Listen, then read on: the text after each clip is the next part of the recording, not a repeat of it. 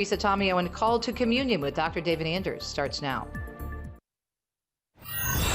What's stopping you from becoming a Catholic? Why can't women become priests? 1-833-288-EWTN. I don't understand why I have to earn salvation. 1-833-288-3986. What's stopping? Why do I need to confess my sins to a priest? What's stopping you?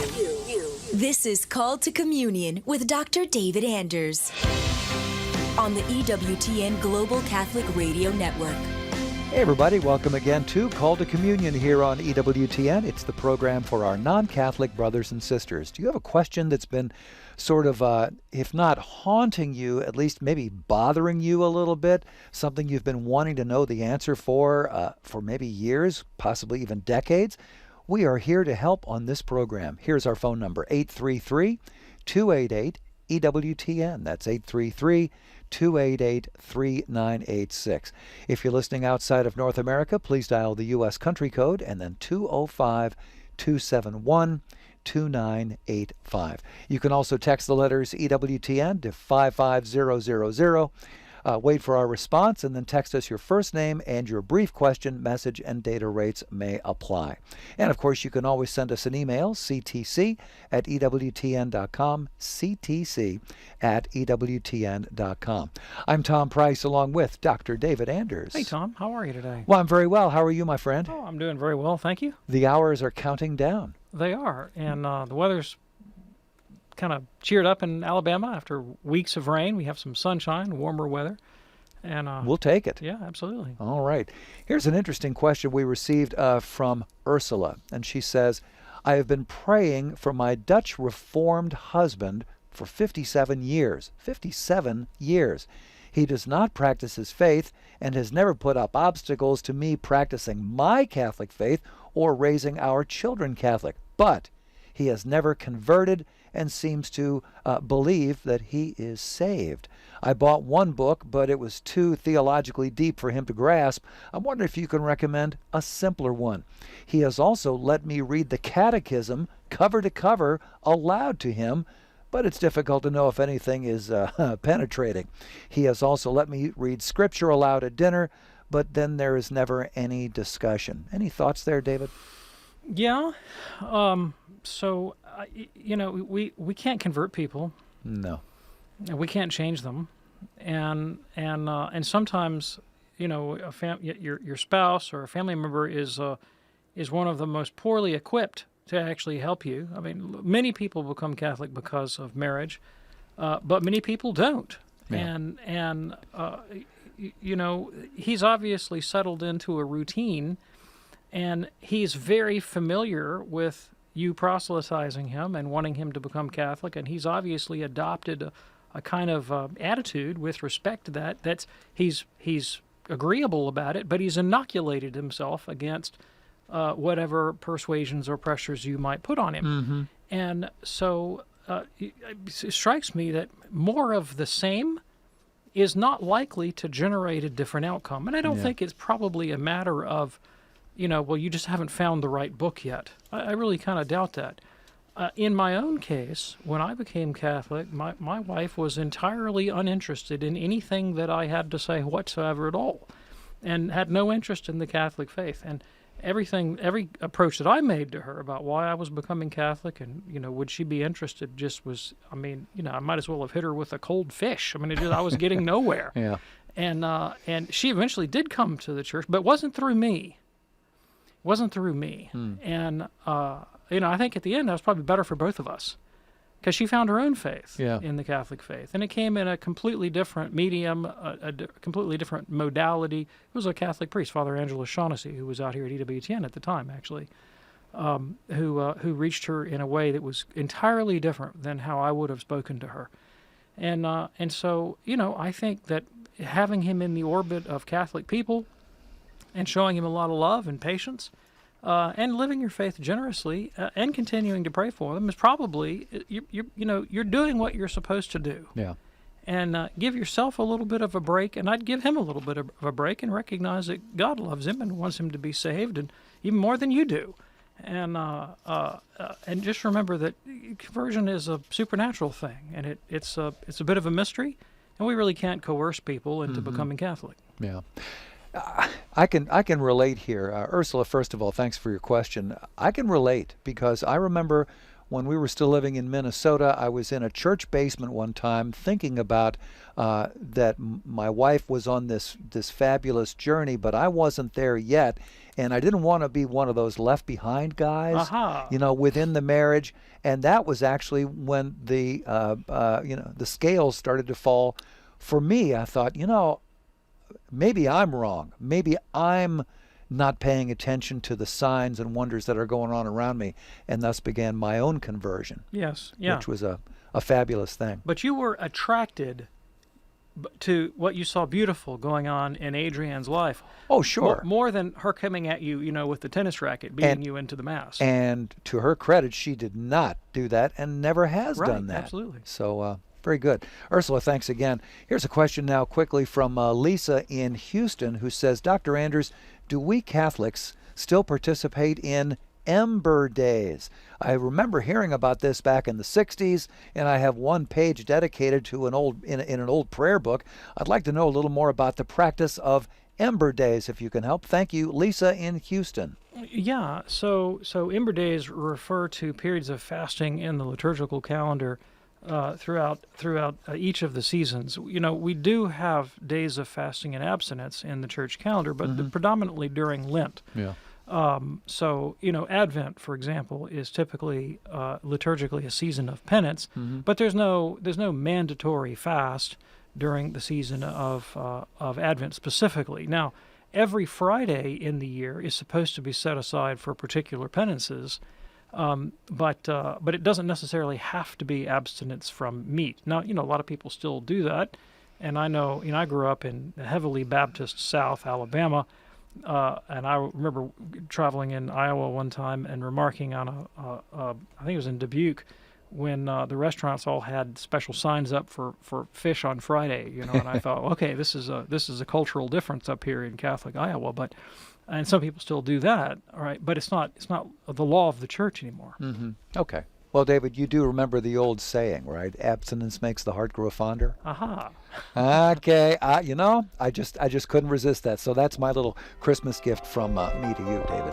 When we get back, we're going to talk with Matt in Conway, Arkansas, and we've got a line or two open for you right now on this Tuesday afternoon edition of Call to Communion. 833-288-EWTN is the phone number to call. 833-288-3986. It's a Call to Communion here on EWTN. Do stay with us.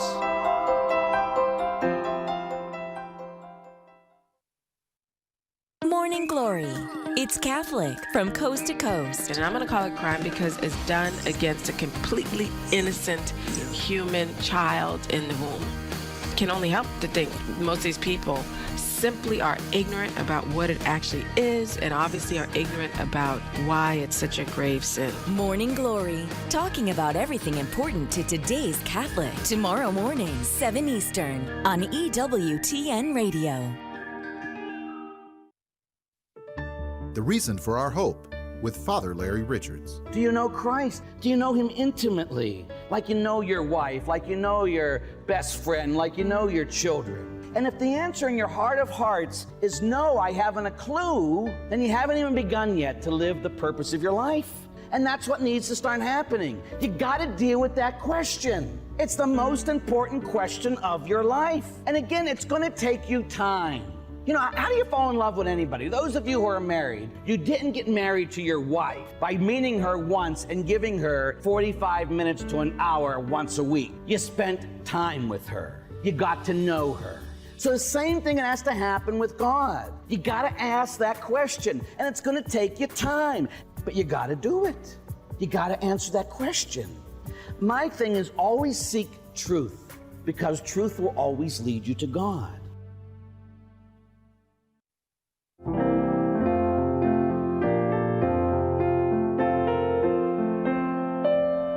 For From all of us here at EWTN and Call to Communion, we wish you a blessed and peaceful Advent and a very, very Merry Christmas season. Glad you could be with us here on this Tuesday edition of the program. Our phone number is 833-288-EWTN. And if you're ready now, let's go to the phones. We're going to begin with Matt today. Matt is in Conway, Arkansas. Whoops, it looks like we disconnected Matt. Matt, please call us back. That was my bad, a little too quick on the trigger there. Here is Frank now in Parkersburg, West Virginia, listening on 105.3 Catholic Radio. Hello, Frank. Merry Christmas. What's on your mind today? Oh, Merry Christmas. Thank you. Well, my question was, did the Son of God exist before Jesus was born? And also, can the words, the exact words, Son of God, be found in the Old Testament? Yeah, thank you. Appreciate the question. So the Catholic doctrine is that God is eternally triune. Father, Son, and Holy Spirit are eternal realities. There's in God a trinity of persons, one God in three persons. And that doctrine is, of course, a little bit obscure to us because when we meet a single entity that is a person, there's usually only one person attached to that entity. Like I'm looking at Tom Price right now, and he's a human being, and he's a single person. Well, in God, it's not like that. It's one God, but it's actually three persons, Father, Son, and Holy Spirit, that have a relational distinction, one from the other. What is the nature of that distinction? This is the Catholic position. Well, when we think about the relationship of a father to son, the right verb to capture that relationship is to beget. Fathers beget sons. And so we say in the Creed that the Son of God is begotten and not made. That means that Jesus, the Son of God, is not a creature who there was a time when he wasn't, and then he came into being because God made him out of nothing. No, it doesn't work that way. There was never a time when he was not, and the begetting of the Son is an eternal begetting, an eternal procession. And you say, well, what does that mean? Well, what's a procession? Well, you proceed from a principle, like the proof of a geometric theorem would proceed from the axioms eternally, right? They do proceed, but not in a temporal manner. In the same way, the Son of God, second person of the Trinity, the divine Son, eternally proceeds from the Father. Now, there is also a begetting in time, and that is the incarnation. So the second person of the Trinity, who always exists, always has existed, always will exist, in an eternal procession from the Father, takes on flesh and assumes a human nature at a specific point in time. That incarnate Lord is Jesus Christ. So we apply the human name, Jesus, to the incarnate Son of God who became flesh at a determinate moment in history, but it was the eternal Son who has no beginning and always existed that assumed that human nature in the flesh of the Blessed Virgin Mary. And this, of course, is the doctrine of the Gospel of John, chapter 1, where we read that the Logos, or the Word, which is another name that we use for the second person of the Trinity, was with God in the beginning and was God, right, eternally proceeding from the Father, and became flesh and dwelt among us. Now, as to your question, is the phrase Son of God used in the Old Testament? Yes, it is in different contexts, and not always with respect to the incarnation. So, Genesis chapter 6, for example, the Nephilim are referred to as sons of God. In some places, the angels are referred to in the same way. In some of the messianic passages of the Old Testament, the messianic or Davidic king is referred to as a son of God, or one who will be begotten by God. So Psalm chapter 2, verse 7, for example, you are my son, today I have begotten you. And the New Testament, like in Acts 13, reads that as a messianic prophecy. 2 Samuel 7, verse 14, God says of the Messiah, David's descendant, well, Solomon, he will build a house for my name, I'll establish his throne forever, I will be his father, he will be my son. So, Son of God, I will beget him, he will be my son, sons of God. This language does occur in the Old Testament. And, of course, from the point of view of the New Testament, it's not so much a literal description of the Incarnation as a typological one. Okay. Hey, Frank, thank you so much for your call. That opens up a line for you right now at 833-288-EWTN. That's 833-288-3986. Call to communion on this Tuesday afternoon here on EWTN. I want to quickly tell you about a new book from EWTN Publishing, and it's called ABC, Get to Know the Saints with Me by Caroline Perkins. You may remember her from Church Pop. She does some wonderful work there. This cool book introduces young readers to the communion of saints in a simple and memorable way. Each page includes an easy-to-read letter of the alphabet, like ABC, and a charming rhyme about the life of the corresponding saint in heaven. How cool is that? By introducing these holy men and women alongside friendly and approachable illustrations, and I've seen some of those illustrations. They are really sweet. This delightful book helps the saints become relatable and inspirational to young readers. It ends with words of encouragement for everybody, young and old alike, to strive for sainthood. It's available right now at EWTNRC.com. Buy Catholic, shop EWTNRC.com.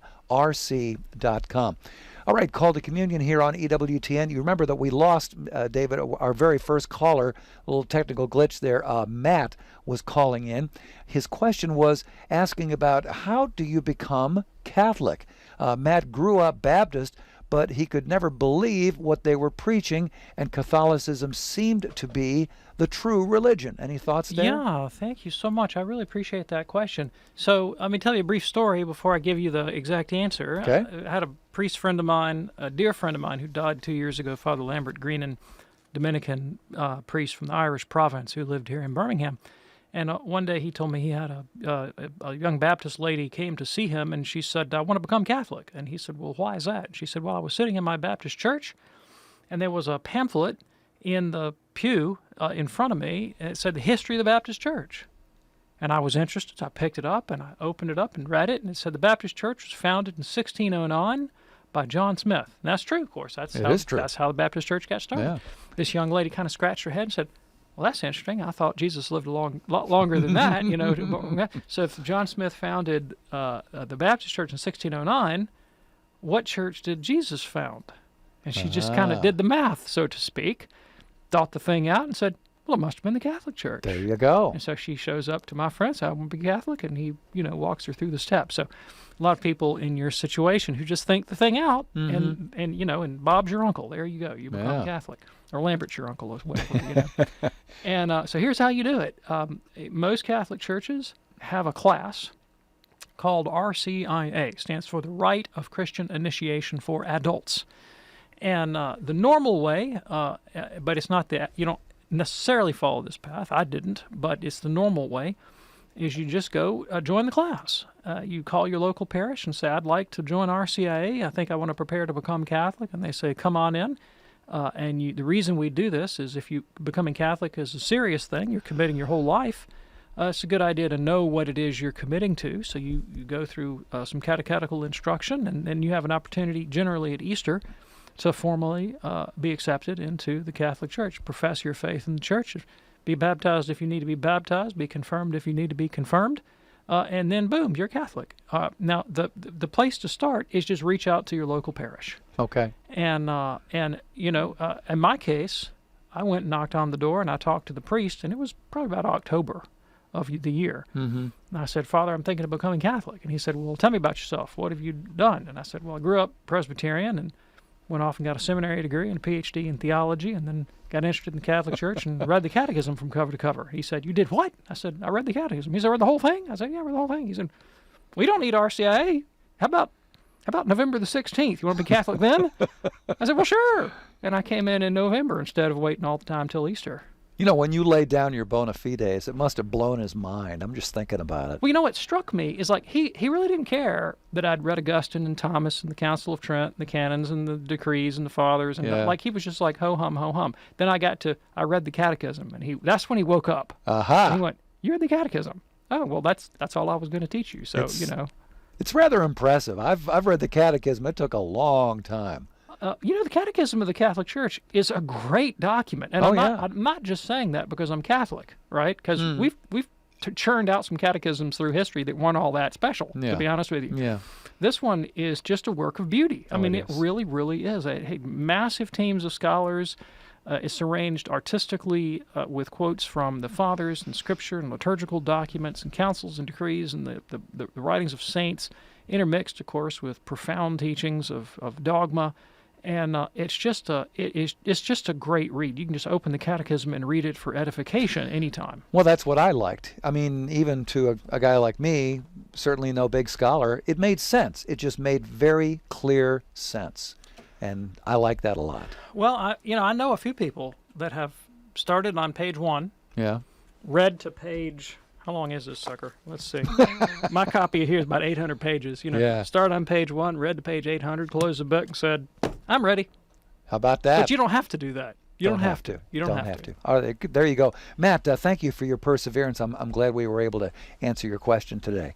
Call to Communion here on EWTN. Our phone number 833-288-EWTN. That's 833-288-3986. Let's go to Ed in Melbourne, Florida now, listening on AM 920 Divine Mercy Radio. Ed, what's on your mind today? Good afternoon, Tom and Dr. Anders. Merry Christmas. And you. I had a question about the sacrifice of the Mass. Yes. And it occurred to me, basically, I thought I had a notion of what constitutes the sacrifice, and in my mind I came up with this notion, and I just wanted to make sure that it was correct, or if I was thinking incorrectly. And it occurred to me in adoration. At my local parish they have Eucharistic adoration, and together at 3 o'clock the Divine Mercy Chaplet. So in spirit and truth, I can prayerfully unite myself to the body, blood, soul, and divinity of Jesus who is present, yet that is not the sacrifice of the Mass. So in the Mass, with the priest in the liturgy saying the prayers, that is the sacrifice. And it occurred to me that in the Old Testament they would offer sacrifices, Holocaust offerings and thank offerings and different types of offerings. And the offering would be consumed sometimes, if it were a Holocaust offering, in a fire. And I thought, when we consume the Eucharist, it is consumed in the same way the offering would be consumed. But we are not consumed, and we are consumed into the body of the Church, the body of Christ. Is that a correct way of thinking of the mechanics of what constitutes the sacrifice of the Mass? Okay, yeah, I like the way you think. And everything that you have said comes into the Church's description of what is happening in the sacrifice of the Mass, but we can be more specific, all right? And I will tell you that this is actually a question that is a little bit controversial, because there's more than one theory in circulation in catechetical circles today about how to explain this. And I take a very particular point of view, and sometimes people don't agree with me, so you want to disagree, that's fine. And I'm drawing this teaching from the Council of Trent, from the writings of Thomas Aquinas, and from Pope Pius XII in his encyclical Mediator Dei. And here's the teaching, and this also in Sacrosanctum Concilium, Second Vatican Council. Jesus Christ is truly present on the altar, 100%, body, blood, soul, and divinity. That's Christ right there. But his death occurs on Calvary 2,000 years ago. So we don't kill Jesus in the Mass. He's not killed, okay? But we do represent his death. His death is shown forth in the sacrifice of the Mass in virtue of the double consecration. So why do we use bread and wine as the proper matter for the sacrament? Why not just bread? Why not just wine? Why not something else? Well, the standard answer of the Church, and this is what Pope Pius says quite explicitly, is that through the use of both of these elements, bread and wine represent body and blood in a state of separation. Now, Jesus himself is not separate. He is wholly present in the bread and the wine that becomes the body and blood of Christ. All of it, 100% Jesus under the species of bread, 100% Jesus in the chalice. But it's represented as if it were body here, blood there, in a state of separation. So we can see the image of Christ's immolation presented there in front of us on the altar, right? St. Thomas says the celebration of the sacrament is an image representing Christ's passion, which is the true sacrifice. That's quoting from the Summa Theologica right now. So it's really Jesus on the altar, but the death happened once for all in Calvary 2,000 years ago. That was a bloody sacrifice. The Mass is an unbloody sacrifice. Now, it becomes a sacrifice for us, a true and proper sacrifice, insofar as we offer it. The priest effects the transubstantiation. He brings Christ out onto the altar through the words of consecration, and he effects the sacrifice through the prayers of consecration. But the whole church, in fact, offers that same body and blood of Christ, that same victim, to God the Father for forgiveness of sins and reparation and salvation of the world, but now in an unbloody manner. The death on Christ was the one bloody sacrifice. Holy sacrifice of Mass is an unbloody sacrifice, and we offer it through our intention. And this is where your language is very pertinent. When you say, I can come and I can unite myself to that sacrifice. Yes, with this one distinction. You alleged that you participate in the sacrifice primarily through eating it. It's actually through your intention to offer it. You participate in the sacrament primarily by eating, all right? But you participate in the sacrifice primarily by offering. There you go. And that's a matter of the intention. Ed, thank you so much for your call. Lots more straight ahead on this edition of Call to Communion on EWTN. The words of Blessed Carlo Acutis. The Eucharist is the highway to heaven. And this. Continuously ask your guardian angel for help. Your guardian angel has to become your best friend. This is Dale Ahlquist with a Chesterton Christmas Minute. Since we are all children, we all associate Christmas with Christmas presents. G.K. Chesterton says that everything looks better when it's a gift. A gift is something we don't deserve. If we deserved it, it would not be a gift. And that's why the only possible response to a gift is gratitude. And that is why we hear in the Mass, as we will hear at Christ's Mass, we do well always and everywhere to give you thanks. Everything we have is a gift. And that is why Chesterton says, thanks is the highest form of thought. That's why the word Eucharist means thanksgiving. The best kind of giving, says Chesterton, is thanksgiving. Want more than a minute? Visit us at chesterton.org. Unplanned, the true story of Abby Johnson. I would be the youngest director in Planned Parenthood history. She believed in a woman's right to choose. I've had an abortion myself, so I don't have any problem with another woman making the same decision. Until the day she saw something that changed everything. Tiny, perfect little baby. And then it was just gone. Now she's pulling back the curtain on the abortion industry. Unplanned. Available at EWTNRC.com and the EWTN app. Hi, this is Cy Kellett. Later today on Catholic Answers Live, 2 hours of open forum with Tim Staples. Catholic Answers Live, 6 p.m. Eastern on EWTN Radio. Now, back to Call to Communion with Dr. David Anders.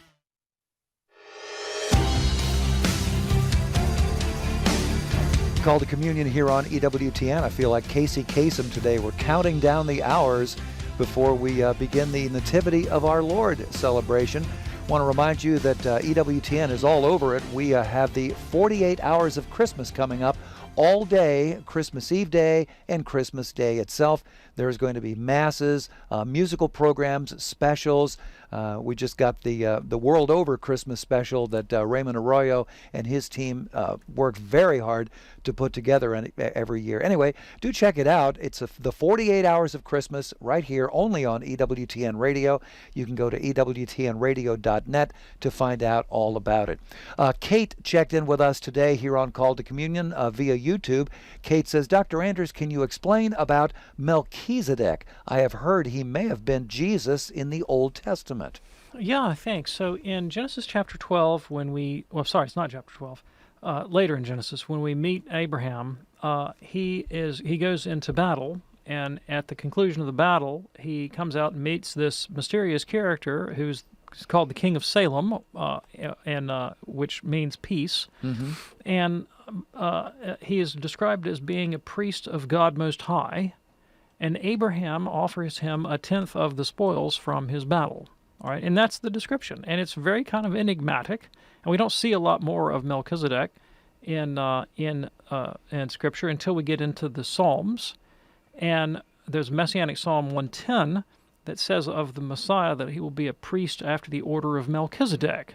Well, that's also kind of enigmatic, and it gets unpacked for us by the book of Hebrews. And what Hebrews says is that, look, Melchizedek's priesthood took place before the Aaronic priesthood, the Levitical priesthood, and before the whole Mosaic system, right, which ordained for a time and a place and specific circumstances. It seems to be of a more universal significance, this priesthood according to Melchizedek, and the fact that Abraham offered him a tenth, a tithe, would seem to have typological significance, and so the image of Melchizedek becomes not necessarily Jesus himself, but an allegory or a typology of Christ's messianic priesthood. And at least that's the way the book of Hebrews interprets this Messianic Psalm 110, which harkens back to Melchizedek. Okay.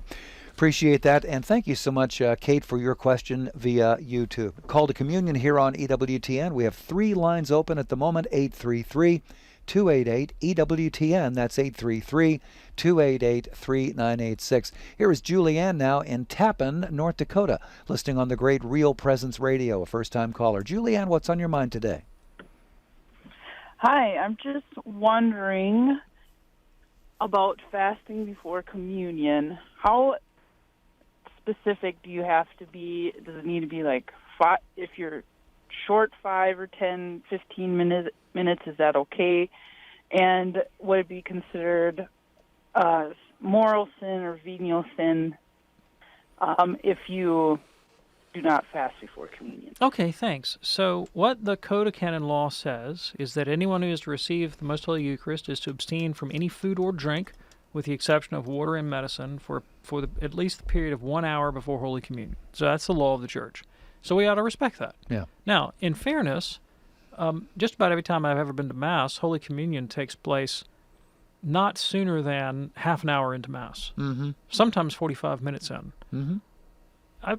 It's at least 15 minutes from my house to Mass, you know? Yeah. So, I mean, like, it's very hard for me to break the fast. I would have to, like, go out of my way to break the fast. I'd have to, like, carry a hamburger in the car and munch it right when I'm walking in, you know?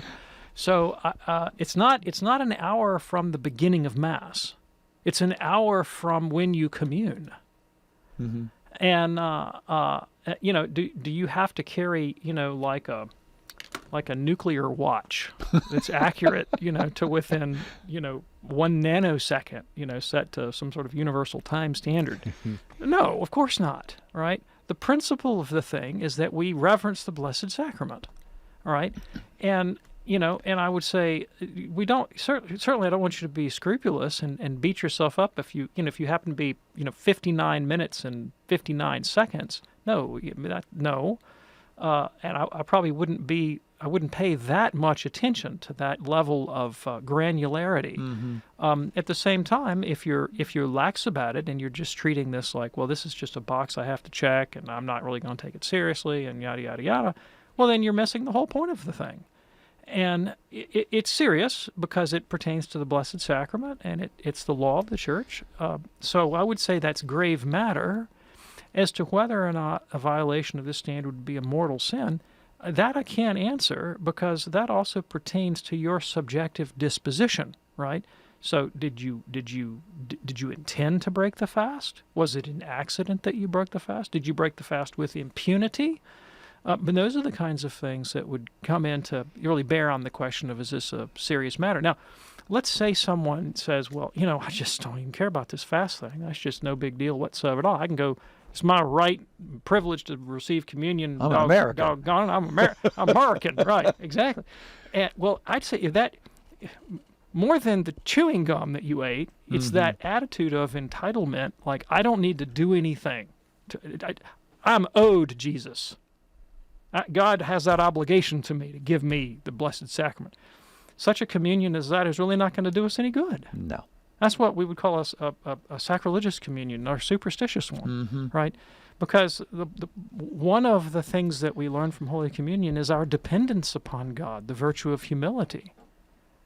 And these are the kinds of things that really matter, and it's why there's a fast. Yeah. What's our attitude towards that fast? Is it just sort of slavish obedience to a rule, or are we really trying to understand and interiorize the principle? Julianne, we hope that's helpful for you. Thank you so much for your call. And David, I know this is long before you became a Catholic, and perhaps even long before you were born, but it was, up until the mid-'60s where the fast started like the night before. Night before, yeah, exactly. So, lot more of a serious fast. And that was actually one of the impediments to the reform of the Easter liturgy. In Pius XII's day, we hadn't reformed the Easter liturgy so that the vigil was at the night. And one of the difficulties was, you gonna make people wait till 7 o'clock at night to eat, and they solved that problem. Okay, very good. It's called a communion here on EWTN. Let's go now to Charles. Charles is in Kansas City and listening on YouTube. Hey there, Charles. Merry Christmas to you. What's on your mind today, Charles? Can you hear me? Yes, go right ahead. Okay, my question is somewhat of a multiple question, but it covers one subject. What was the point and purpose of the Inquisition? Who was the Pope who authorized torture? And who was the last person killed by the Inquisition? That's my question. Okay, thank you. So there were multiple Inquisitions in the history of the Catholic Church. There was the Spanish Inquisition is the one that is typically receives so much opprobrium in the public eye, but there was also the Roman Inquisition, and there were other Inquisitions. And actually the origin of the Inquisition, the Roman Inquisition, the one that was administered and overseen directly by the papacy, was to prevent the travesty of justice in pogroms and sort of popular persecution of heretics by the populace in the Middle Ages. So, in an ignorant time, it was not uncommon for people to turn in periods of plague or difficulty or war, turn on minority communities and blame them for the troubles, and then kill them or burn them or run them out of town or whatnot. And the church actually had a care for minority groups that they not be abused in this way. And they said, no, if you're going to charge somebody with a crime, you actually have to bring rational principles of jurisprudence to bear, and you have to weigh evidence, and you have to take testimony, and you can't compel people and these kinds of things. And so inquisitorial courts were set up actually to provide due process and fair dealing to people who had been accused of the crime of heresy. And we're not familiar today with the idea, well, maybe we are, the idea of heresy being a crime, okay? Well, can you really be punished for what you think? Well, actually, yeah, we do actually this in the Western world today. We've redefined what counts as heresy and orthodoxy.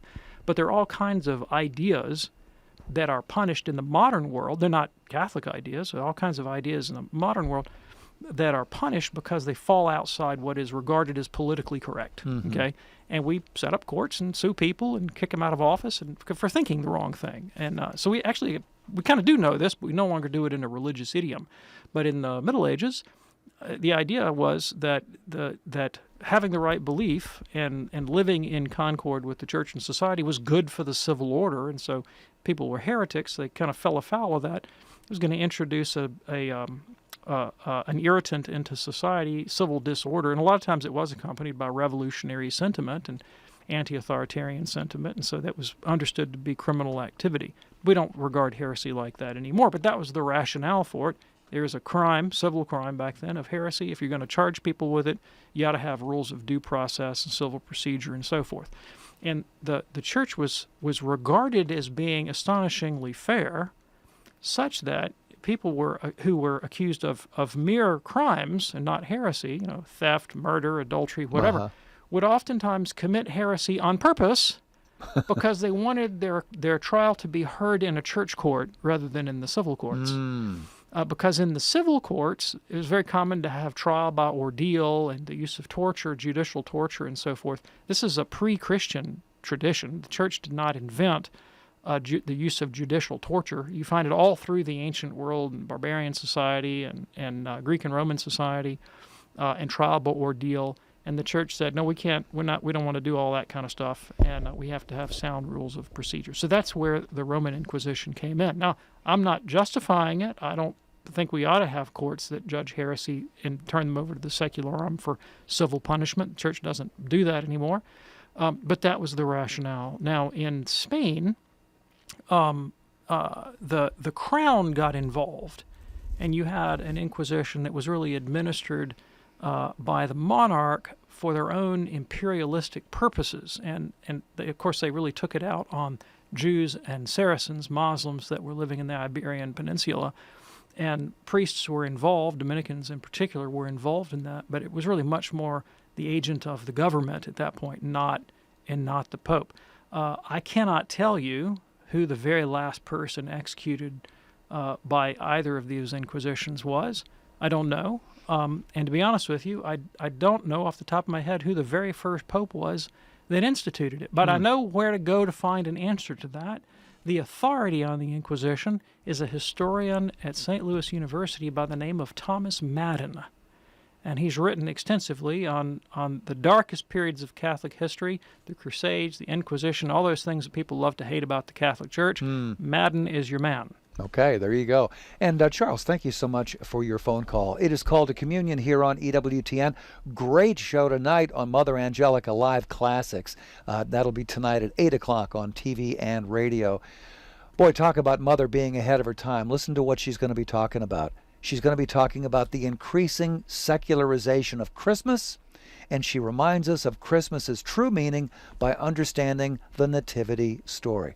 Way ahead of her time. Mother Angelica Live Classics, they hold up. I mean, these shows are timeless. They're fantastic. Check it out tonight, 8 p.m. Eastern on EWTN radio and television. Let's go to Christine now in Newtown, Pennsylvania, listening on Sirius XM 130. Christine, what's on your mind today?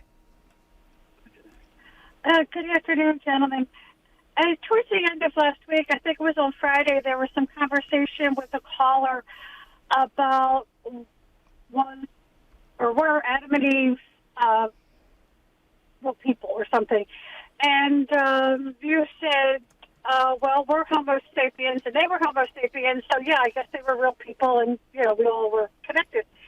And it made me think of a class I had taken at a Catholic university. The class was taught by a priest. The topic was the history of the Bible. And this was back in 1973, so let me admit from the get-go that maybe my memory isn't complete. However, he said that the whole story about creation and this day what happened and so forth like that was really a way to help teach the people, the Jews, to turn away from maybe the God of the Canaanites who had overwhelmed them or something. And I thought of it sort of as a parable. Well, we had lots of great parables in the New Testament, so I thought, well, could have some in the Old Testament too. And so the idea being to try to teach the people how God, their God, God of Abraham, was all-powerful, everything, and they didn't need these other figures and so forth. So when that comment was made about being Homo sapiens and so forth, I would just like to have a little bit of clarification about that. Yeah, sure. Thanks. I really appreciate the question quite a lot. So the interpretation of the book of Genesis is, of course, a controverted question in the history of Catholic theology. There are some things we can know with certainty. One of them is that whatever we do with the higher critical questions about, when was the book composed? Was it written after or before the Babylonian exile? Was this a polemic against Babylonian creation myths like the Enuma Elish? And that's what you were referring to when you talked about the Babylonian worship of Marduk or the Canaanite god Baal. All those higher critical questions are fascinating historical questions. Whatever answers we may come to about those are somewhat speculative, but the history of Catholic theology has always regarded the book of Genesis as allegorical. In other words, whatever you end up holding about the historicity of Adam and Eve and the garden, its significance cannot be exhausted by the mere fact of two people living between the Tigris and Euphrates, some number of thousands of years ago, right? Because lots of people lived between the Tigris and the Euphrates thousands of years ago, and they have very little to do with my life, right? And so whatever else is true about Adam and Eve, they become profound allegorical figures that describe spiritual realities that pertain to all of us. And that much every Catholic theologian from time immemorial has always held.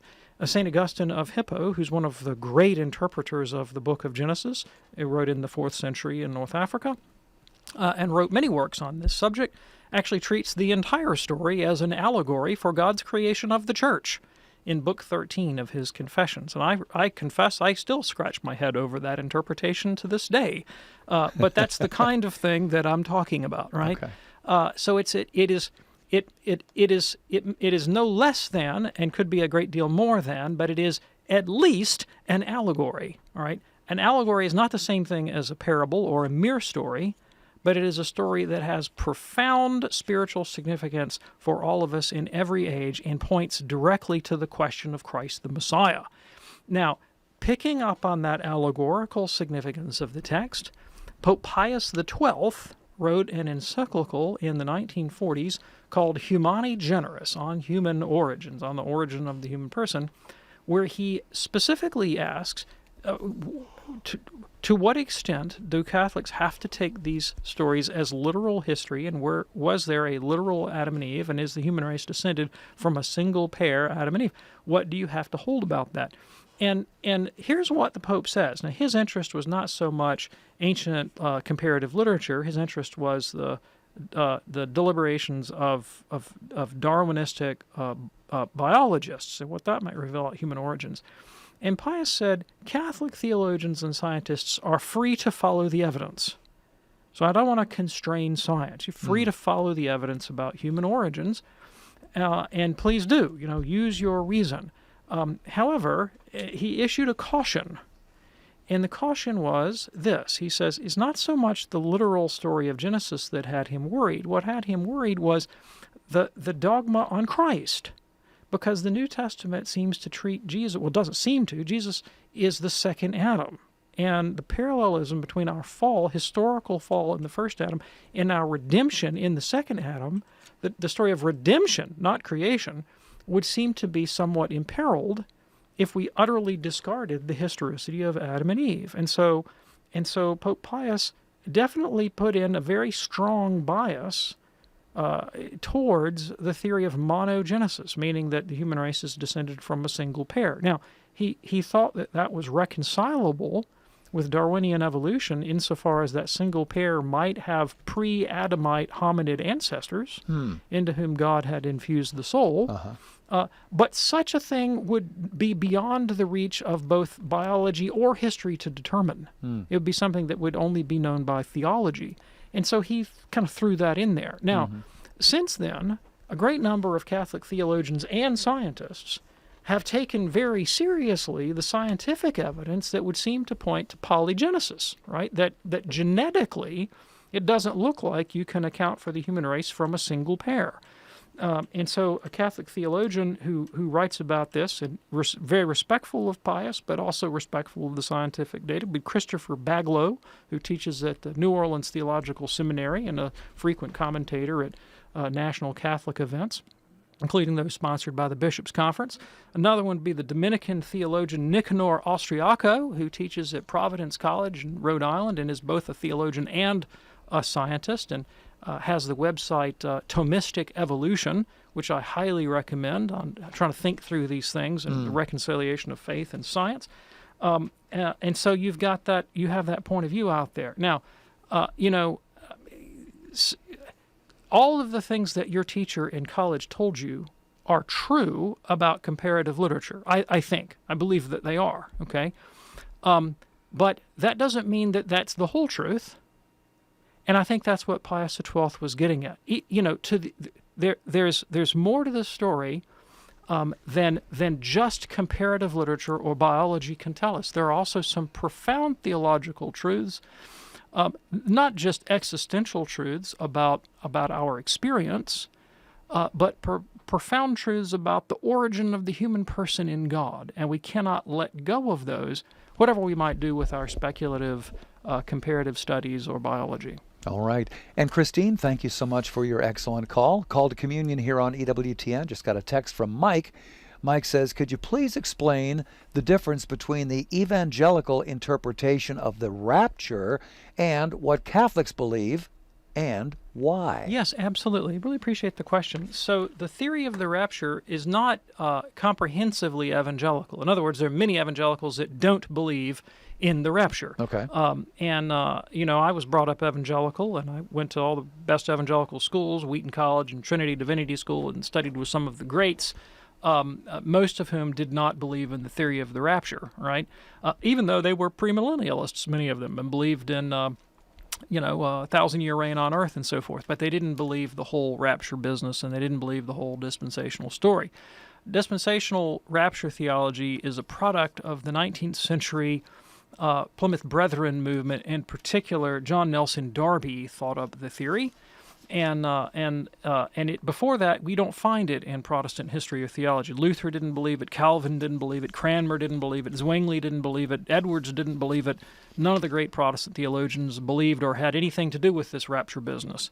And it really evolves out of Darby's sort of woodenly literalistic fundamentalist theory of biblical interpretation that, oddly enough, owes a good deal to Scottish common sense realism and Baconian science. He tried to take the Bible as a kind of empirical data set that you could go to work on mathematically and take your square peg and your round hole and your hammer and make it all fit out in a nice little system and without anything contradicting anything else. And so when Darby looked at the Old Testament, he found these messianic prophecies that talked about people streaming to Jerusalem and God restoring the temple.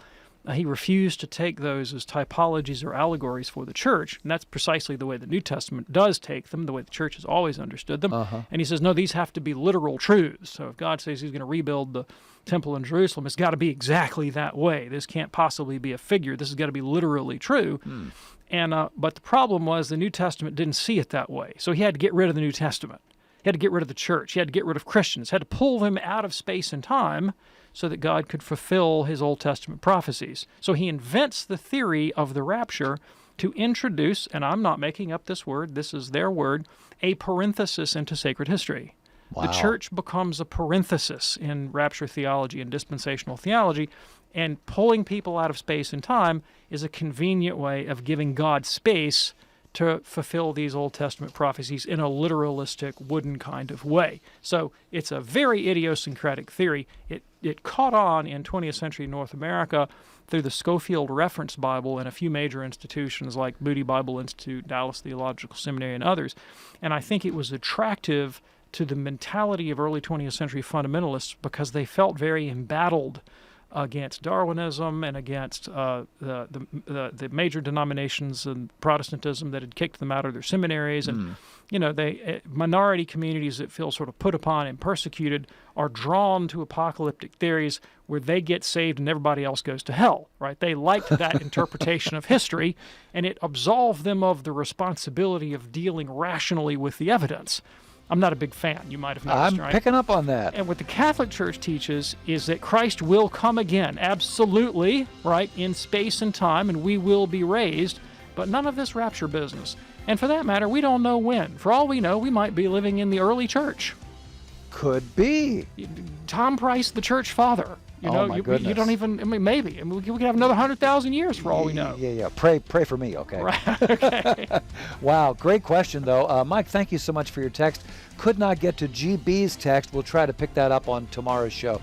Dr. David Anders, thank you, sir. Yeah, thanks, Tom. Don't forget, we do the program Monday through Friday at 2 p.m. Eastern here on EWTN, live, with an encore at 11 p.m. Eastern and a best-of show on Sundays at 2 p.m. Eastern.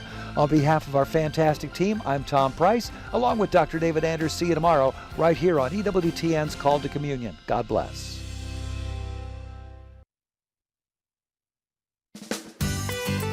Hello, this is Father Wade Menezes of the